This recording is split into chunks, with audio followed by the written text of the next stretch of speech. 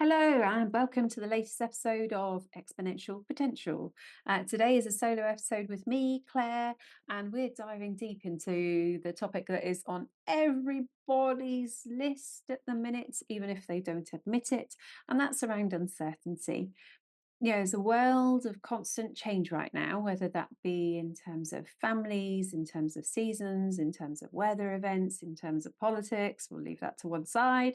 Um, there's a lot of change that's going on, and how do we build up our tolerance to uncertainty in that turmoil of constant change? If you've ever felt overwhelmed by uncertainty and found it hard to navigate unpredictable moments, and this episode is for you. We're going to explore some powerful strategies to not only help you cope with uncertainty, but build up a strong tolerance that allows you to thrive even in the most challenging times. Let's uncover how to embrace uncertainty with courage, confidence, and clarity. Indeed. So, the first question really is, what does building a tolerance for uncertainty really mean? Um, why am I covering it in this way? And we all know that when we have, when we're vaccinated as kids, we have a very small dose of a virus that kind of helps us to fight off that virus over time. When we've had chickenpox, we develop that immunity naturally. And so, what I am talking about here in terms of tolerance for uncertainty isn't an emotional tolerance or acceptance or forgiveness or anything else that's there around uncertainty. I don't think we'll ever be in a position where we don't live in uncertain times unless we're in a cave, but who knows. So I think uncertainty is going to be a factor of our lives going forward, for sure. We cannot protect ourselves. We cannot be in a safety bubble any longer. For many years, arguably, we've been trying to really push the sense of control through medication, medicines, through safety protocols that you bring in, day out. Those all give us a reassurance of safety. But actually, there's so much change that's going on at the moment on so many different levels. You have to question whether or not the safety was really ever there.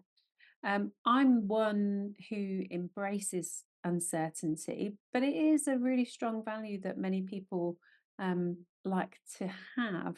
And often people bring it about through control. It's not to say that I'm uncontrolled, although my husband Steph would probably disagree with me.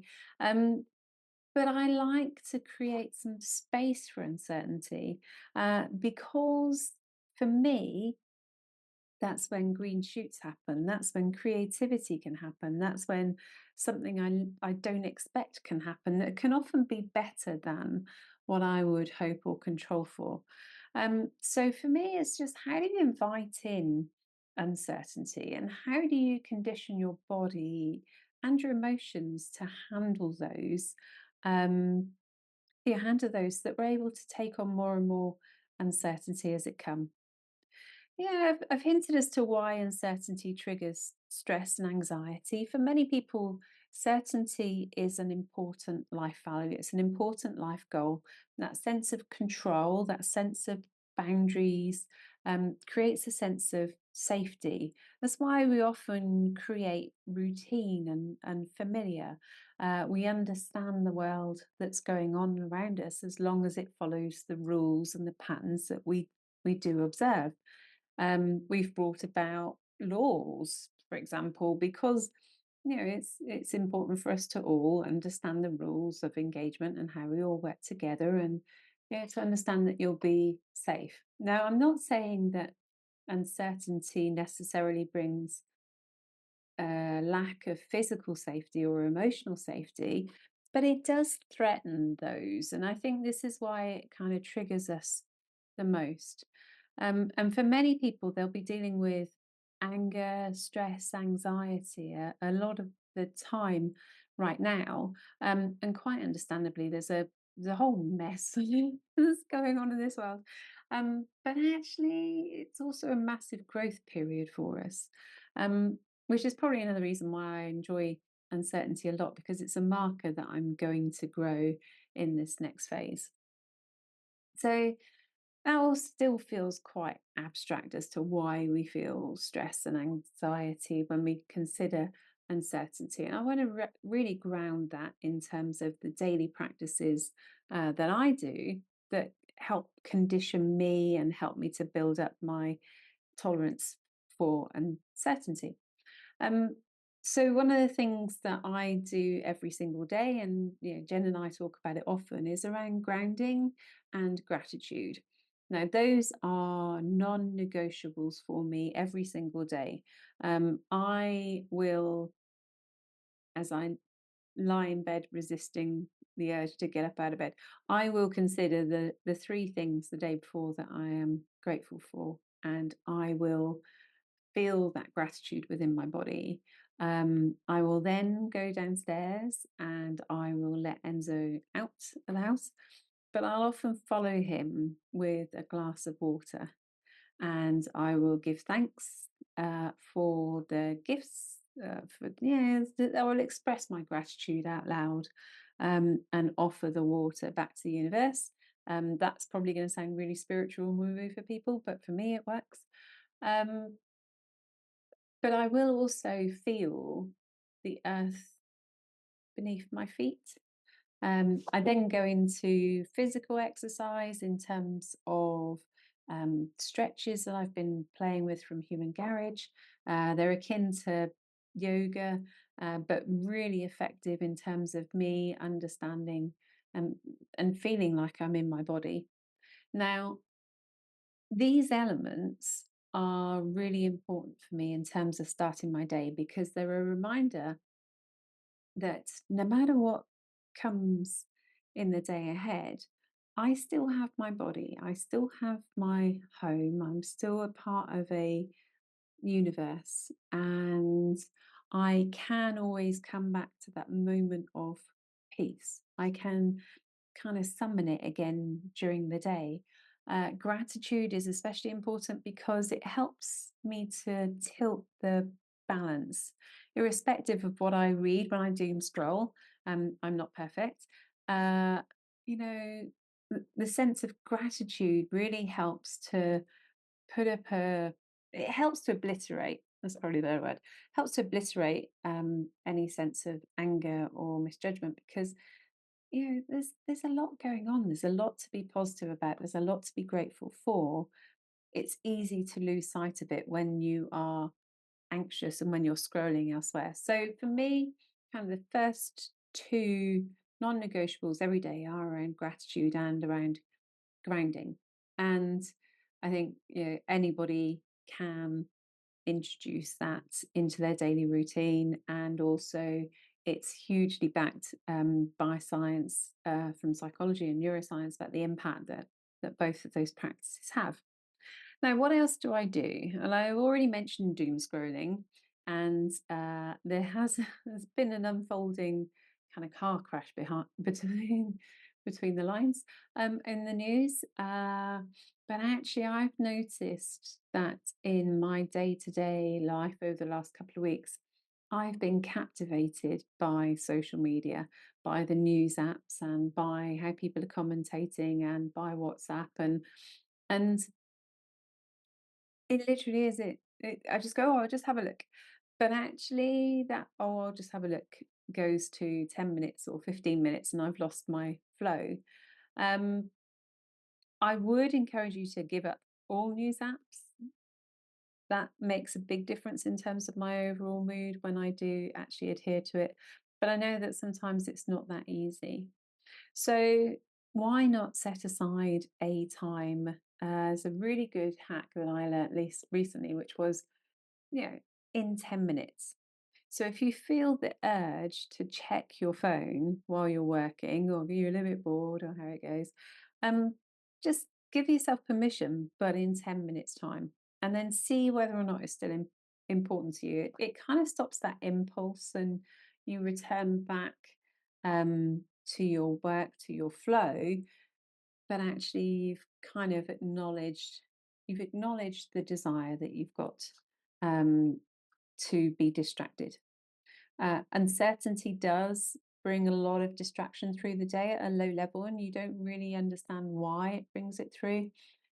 Certainly, when I think about the election, when I think about the floods, both in the US and in Spain, when I think about some of the torment that women are experiencing worldwide, when I think about climate change, kind of a lot of these things are going on in the background, and they lead to my sense of unease, low level fear for kind of other people, concern and worry. But each of those I can't really do anything about. I Not really. Um, so doom scrolling does not serve me, and it does not serve the people who are affected necessarily either. So if you can stop doom scrolling, if you can stop looking at your apps, then do. I have not read a newspaper in years. I avoid watching any of the news. And again, as we covered in other episodes, you've really got to question who the news is for, whose interests are served. Certainly, there are patterns in terms of people trying to be scared or trying to scare you, trying to intimidate you, trying to influence you throughout the day.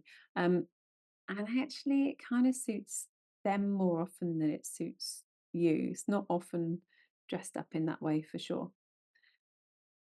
One of the other things that I try to do is to leave a little bit of a buffer at times um, for exploring different things. Let me give you an example. It might be when I'm walking Enzo. If Enzo wants to go down a particular street, hell, we go for it. And we wander down a different area and then we loop back round. So, that's an example. You might deliberately, intentionally try a different kind of restaurant or read a different magazine. And you could say, well, that's just curiosity. But actually, it's also intentionally setting up situations where I am a little bit uncertain about what to expect. You could argue that being surprised is inviting in uncertainty. Yeah, kind of. There's Uncertainty doesn't always have to be a negative emotion, and it can be one of kind of excitement, that kind of bubbling up. Who knows where it might go? You could argue that technically uncertainty covers that feeling too. Now, for me, um, one of the things that you can do if you find that you're getting caught in a spiral is actually start to map it out and almost create a flow chart. So what I'm saying is, for example, if you look at the election result, what's bothering me about the election result, and then really start to unpack that. You know, will probably put off a lot of people. But the election result for me, one of my biggest concerns is that there are many women who will lose their rights within the US. Okay, so that's a thought that comes from that. What would that lead to? Well, it would lead to some of my friends actually feeling disempowered, or their friends or their daughters feeling disempowered. It would lead to an increased sexualization on social media of women, which then directly influences how my son's feeds are updated, which then starts to affect how he starts to see women. It would it could spawn the growth of similar activities happening within the UK and within Europe. We've often had a very strong, more stable and balanced society. We're not completely there, but it could happen. And so we start to unpick, what actually are the spin outs? What's underneath this gut feeling? And sometimes mapping it out, you can start to see what's underneath it. And by doing so, you're not ignoring any of those situations, but you are kind of checking for, yeah, how true is that? What would the damage and the impact be on my life now? What control do I have over that? Can I check in with my friends to see how they're doing? Can I have a conversation with my son about social media and about women? There are many things that you can do, but sometimes when it's just bubbling away in your head or spinning away in your head, it doesn't feel that you can actually make any shift. Um, One of the other things that comes from that is this sense of self trust that you'll be able to uh, bounce back. And very practically, AI, for example, leads is one of the biggest areas that's leading to uncertainty. I did one of these random tests that's come about from a book writer, and it's telling me I know nothing about AI. Well, okay, well, actually, I do know a lot about AI and I know a lot about change, but it's set up in a way to encourage you to read the book.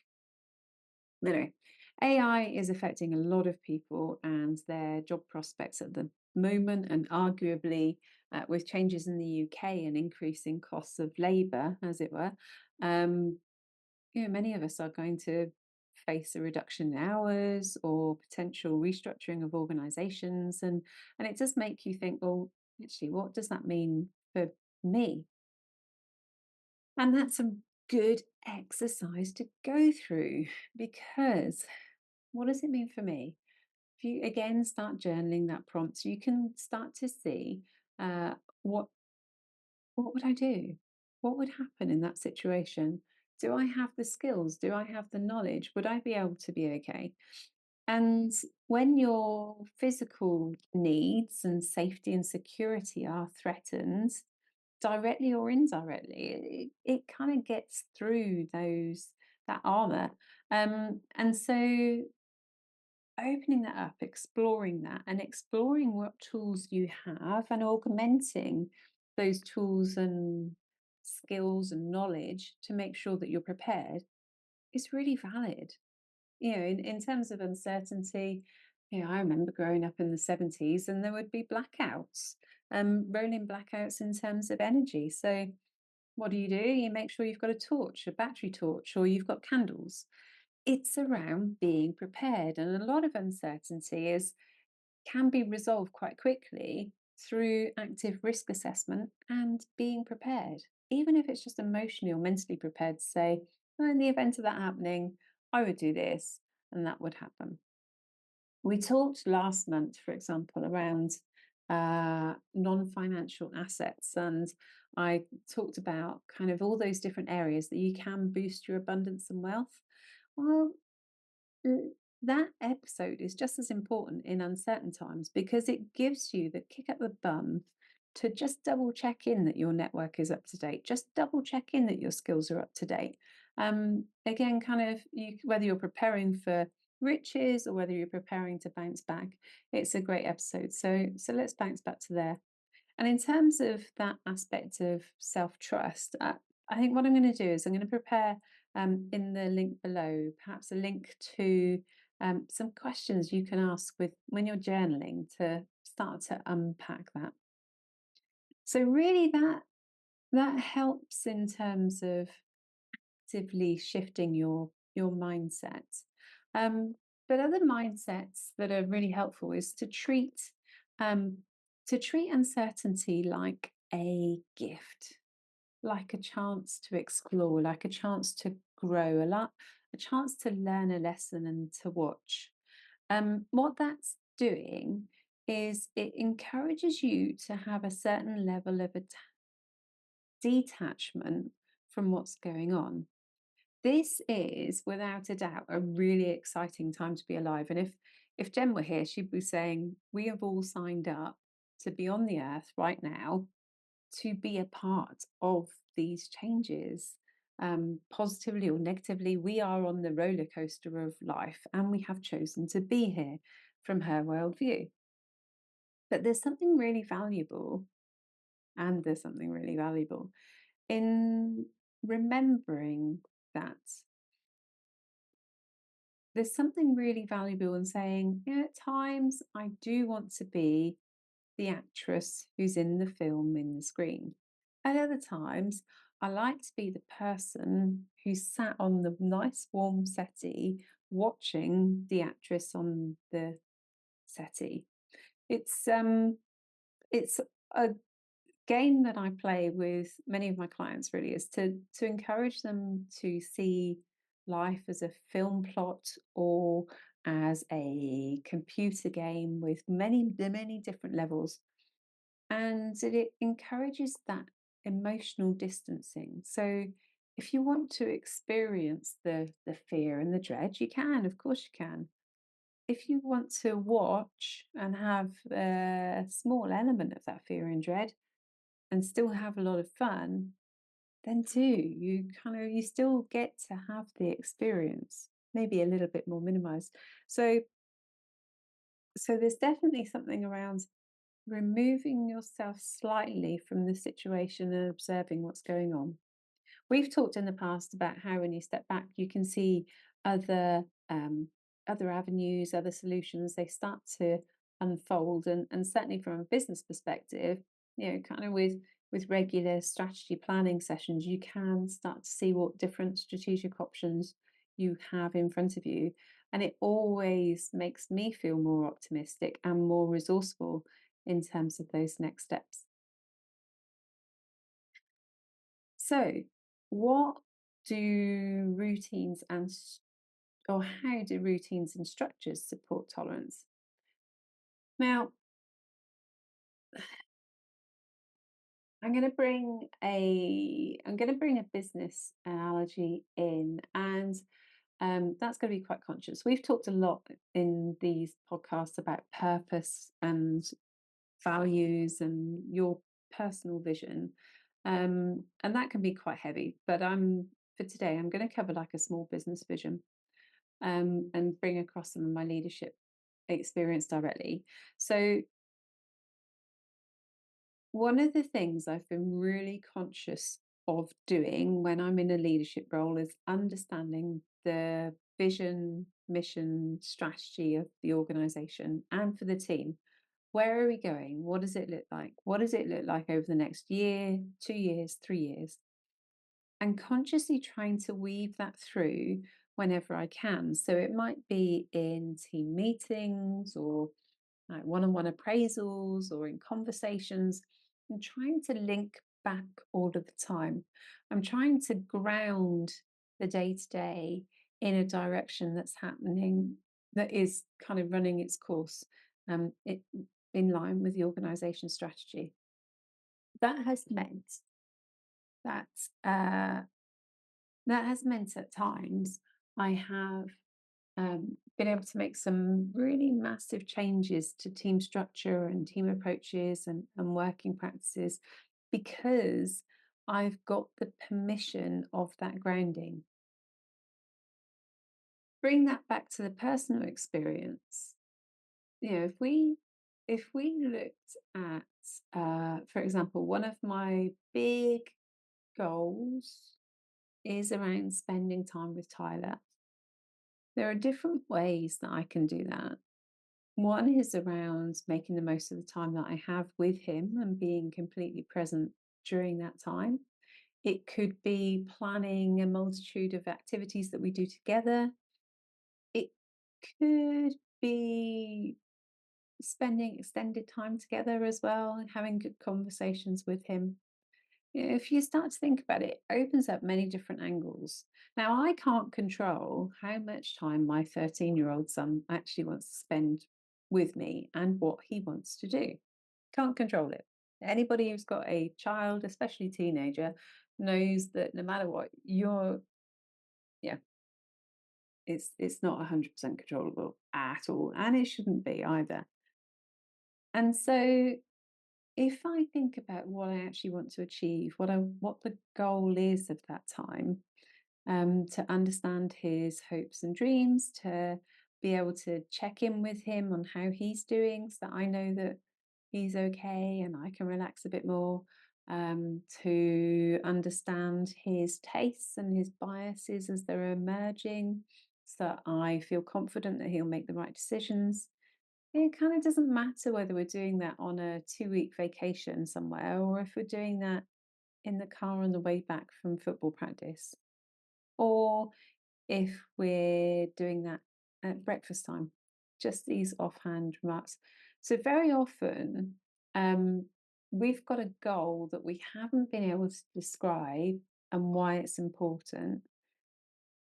And instead we go, well, I'm going to focus on this activity and not enough on the output and outcome. And actually, if you have a good focus on the outcome, then sometimes it doesn't really matter how you get there because you're still focused on getting there.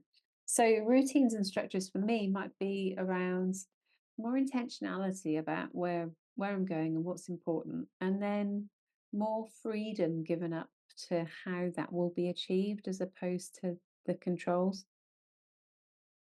The other side is to just take one small step that is going to nudge me in the right direction. Sometimes I can be quite paralyzed and overwhelmed in terms of everything that's going on, and then get really frustrated that I get to the end of the day and things haven't been done.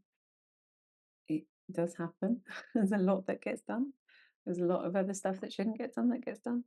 And so particularly for busy women, sometimes just making sure that your goals are inching forward, things that are under your control, you can still make happen, are really important. They're a way of creating and reinforcing your safety net. So I would do those. And self-compassion is probably the last really important key in that, which is realize that you might be being triggered. Realize that the entire planet is being triggered right now, and there are lots of changes going on for a lot of people. Realize that as those changes ripple through, you're kind of not only having your reaction to the first event, you're having multiple people's reactions coming through and then influencing you again. So this massive ripple and wave after wave after wave of energy. So the first thing is to give yourself permission, just go, it's okay. It is okay. We are feeling it. Breathe. Breathing is a superpower that we all have. And it isn't until we're in those moments of anxiety and stress that we realize that we're breathing really shallowly even. So breathe that in and go, it's all right, got you. Give yourself a hug. Hands down. Look at your picture. Go, you know what? You're doing all right. All these little positive affirmations that you can do for yourself, they kind of help reinforce the fact that you are your best friend. You are somebody who is continuously in your life, who's there for you. Also, if you don't get stuff done, it's okay. It's okay as long as it gets done if it needs to get done. So cut yourself some slack. Make sure that you're checking out as well. Rest is absolutely key because rest gives you a bit more perspective in terms of what's going on and how you're reacting. It helps you to reflect, and ideally in a non-judgmental way. But that really does come from that sense of self-compassion, and it's something that we talk about very often on the show, uh, but it is something that's even more important than usual at the moment. And the times that we're going through aren't going to shift. I think we've learned that they are changing rapidly, that even when we feel sure of the outcomes don't always happen. Um, Realizing that we do live in a complex world that is changing really fast. Uh, and acknowledging that there are lots of wondrous gifts in that. Stepping back so that we're not completely triggered, we're not completely involved, and we're observing and curious about what might happen next. That we're along for the ride, are really key. But most important of all is just acknowledging that you are there. You're you. All of this crap's going on around you. You'll be you tomorrow and the day after. And you know what? You've got a best friend in you. So you are doing great.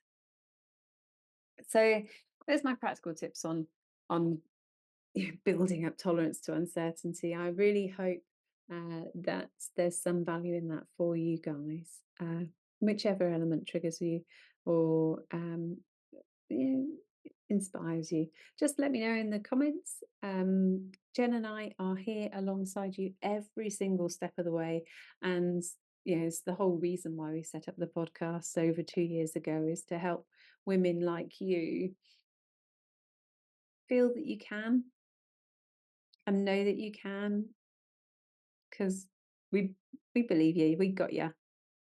We're here for you. So if you like what you've heard today, then please do dive into any of the other episode contents. There's a lot in there for you guys, and I will see you again soon. Cheers.